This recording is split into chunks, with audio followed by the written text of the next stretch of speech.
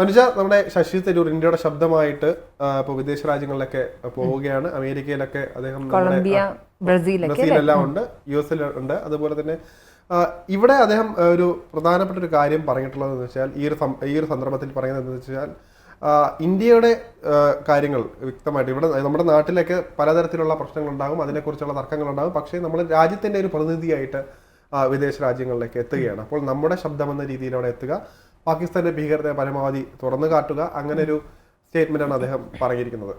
അപ്പോൾ ഈ രീതിയിൽ പോകും. അപ്പോൾ രാഷ്ട്രീയം എവിടെയൊക്കെ വീണ്ടും വന്നത്, ഇപ്പോൾ വേണമെങ്കിൽ പ്രതിപക്ഷമൊക്കെ പല രീതിയിലും പറഞ്ഞൊക്കെ വരും ഇനി ഇതിനെതിരായിട്ടൊക്കെ. പക്ഷേ എന്നാൽ പോലും അദ്ദേഹത്തിന്റെ ഒരു നിലപാട് ഇവിടെ നമുക്ക് എടുത്തു പറയേണ്ടതില്ല. തീർച്ചയായിട്ടും ശശി തരൂരിനെ സംബന്ധിച്ചിടത്തോളം ഒന്ന് കോൺഗ്രസിന്റെ പിന്തുണയില്ലാതെ പോകുന്ന കോൺഗ്രസ് പ്രതിനിധിയാണ് ശശി തരൂർ. ആ അർത്ഥത്തിലും മാത്രമല്ല അദ്ദേഹം തുടക്കം മുതൽ എനിക്ക് തോന്നുന്നത് ഈ വിഷയവുമായി ബന്ധപ്പെട്ടിട്ടുള്ള എല്ലാ ലീഡുകളും എല്ലാ അപ്ഡേറ്റ്സുകളും ഡിസ്കസ് ചെയ്തിട്ടുള്ള ഒരു ചാനലാണ് മറുനാടൻ സ്പെഷ്യൽ.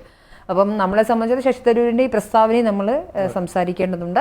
അദ്ദേഹം പറഞ്ഞൊരു വാചകം, നമ്മളിപ്പോൾ അദ്ദേഹത്തെ വിശ്വപൗരൻ വിളിക്കുന്നത് എന്തുകൊണ്ടാണെന്ന ചോദ്യത്തിന് വളരെ കൃത്യമായ ഉത്തരമാണ്, ഇതുകൊണ്ടാണ്. കാരണം അദ്ദേഹത്തിൻ്റെ ഐഡിയോളജി, അദ്ദേഹം ഒരു പാകിസ്ഥാനെ തുറന്നു കാണിക്കുക മാത്രമല്ല അദ്ദേഹത്തിനെ വിട്ടിരിക്കുന്നത് വളരെ നിർണായകമായി USA ഉൾപ്പെടെ വരുന്ന പ്രദേശത്തേക്കാണ്. അപ്പോൾ US നിന്ന് ആരംഭിക്കുന്ന പര്യവേഷണം തിരിച്ച് US വന്നാണ് അവസാനിക്കുന്നത്. മാത്രമല്ല നിർണായകമായി ഒരു മീറ്റിംഗ് ഉൾപ്പെടെ അവിടെ അവർ പ്ലാൻ ചെയ്തിട്ടുണ്ട്. സ്വാഭാവികമായിട്ടും ഇന്ത്യയുടെ ഒരു പ്രതിനിധി സംഘം എന്ന നിലയിൽ അമേരിക്കൻ പ്രസിഡന്റിനെ കാണാൻ പറ്റുന്ന സാഹചര്യമുണ്ടോ എന്നറിയില്ല. പക്ഷേ അവിടുത്തെ നിർണായകമായിട്ടുള്ള ഒരുപാട് ആളുകളെ മീറ്റ് ചെയ്യുകയും വൈസ് പ്രസിഡന്റ് ഉൾപ്പെടെ കാണുമെന്നുള്ള വാർത്തകളാണ് വരുന്നത്. അങ്ങനെയാണെന്നുണ്ടെങ്കിൽ പാകിസ്ഥാനെ തുറന്നു കാണിക്കുക എന്നൊരു ദൗത്യം ശശി തരൂരിന് മനോഹരമായിട്ട് ചെയ്യാൻ സാധിക്കും എന്ന് തോന്നുന്നു. പക്ഷേ ഇതിനിടയിൽ ശശി തരൂരിന്റെ ഒരു എക്സിലെ പോസ്റ്റ് ഒരു ചെറിയ വിവാദമായിട്ടുണ്ട്. ശരത്ത് കണ്ടിട്ടുണ്ടാവും അല്ലേ? അതെ, തുർക്കിയെ കേരളം ചെയ്ത തെറ്റാണ് തുർക്കിയെ സഹായിച്ചു എന്ന് പറയുന്നുണ്ടായിരുന്നു. 10 കോടി രൂപ എന്തോ കൊടുത്തു, ഭൂകമ്പത്തിന് കൊടുത്തിട്ടുണ്ടായിരുന്നു. കേരളം അത്രയും നമ്മൾ ഞെരുങ്ങിയിരിക്കുന്ന, സാമ്പത്തികമായിട്ട് ഞെരുങ്ങിയിരിക്കുന്ന ആ സമയത്താണ് തുർക്കിയെ പോലെ ഒരു രാജ്യത്തിന് ഇങ്ങനെ കൊടുക്കുന്നത്. നമുക്ക് ഇപ്പം പലതരം പ്രശ്നങ്ങൾ ലോകമെമ്പാടും നടക്കുന്നുണ്ട്. പക്ഷെ വൈ തുർക്കി എന്നുള്ള ചോദ്യം ആ സമയത്ത് വരുന്നുണ്ട്.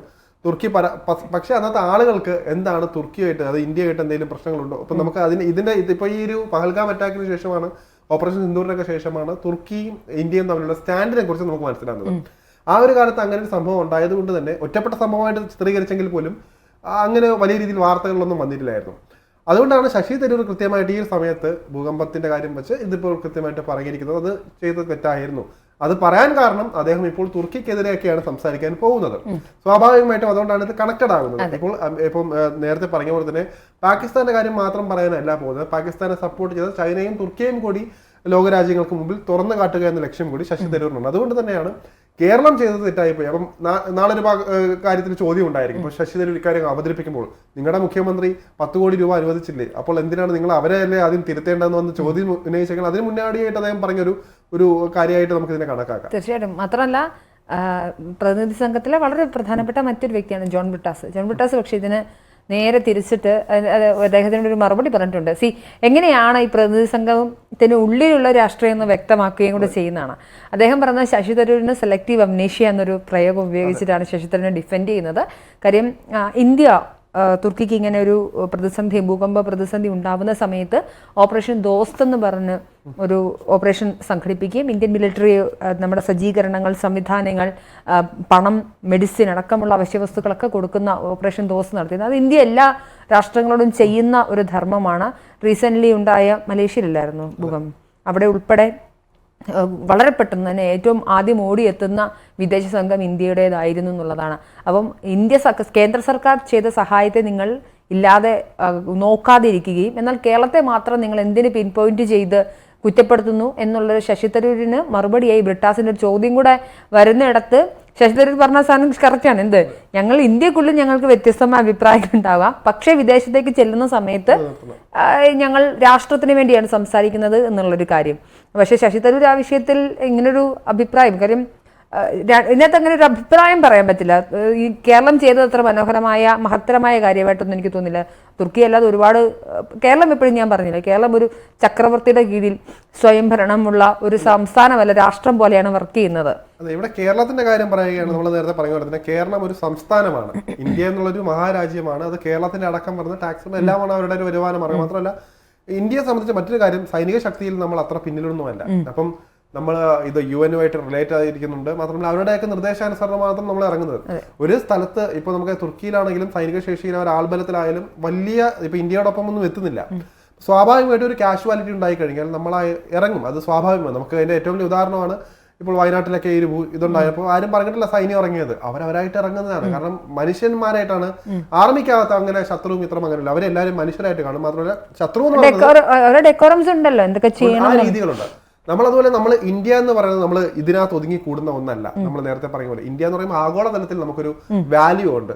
നമ്മൾ സൈനിക ശക്തിയിൽ 3-മോ 4-മോ ഒക്കെയാണ് ഉള്ളത്. ലോകത്തിൽ ഇത്രയും രാജ്യങ്ങളുണ്ടായിട്ട് നമ്മൾ അതുകൊണ്ട് മനസ്സിലാക്കേണ്ടതുണ്ട്. അതുകൊണ്ട് തന്നെ ഇന്ത്യയുടെ ഒരു കടമ അതാണ് അവിടെ നടത്തിയത്. ഓപ്പറേഷൻ ദോസ്ത് എന്ന പേരിൽ ഇന്ത്യ നല്ല രീതിയിലൊരു പ്രവർത്തനമാണ് അവിടെ കാഴ്ചവെച്ചത്.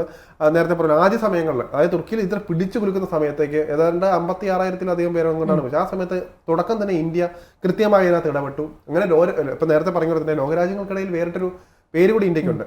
അതുകൊണ്ടാണ് ഇപ്പോൾ UN നേരിട്ട് ഇന്ത്യയെ ഒന്ന് ആക്രമിക്കാതെ ഈ നമുക്കൊരു വില എപ്പോഴും നമ്മളിപ്പോൾ എപ്പോഴും പറയും, നമ്മൾ ആയുധങ്ങൾ കൊണ്ട് മാത്രമല്ല നമ്മൾ നടത്തുന്ന പ്രവർത്തനങ്ങളിൽ കൂടിയാണ് നമ്മൾ ശക്തരാകുന്നത്. അപ്പൊ ആ രീതിയിൽ നമുക്ക് നമ്മുടേതായ ഒരു വാല്യൂ ഉണ്ട്.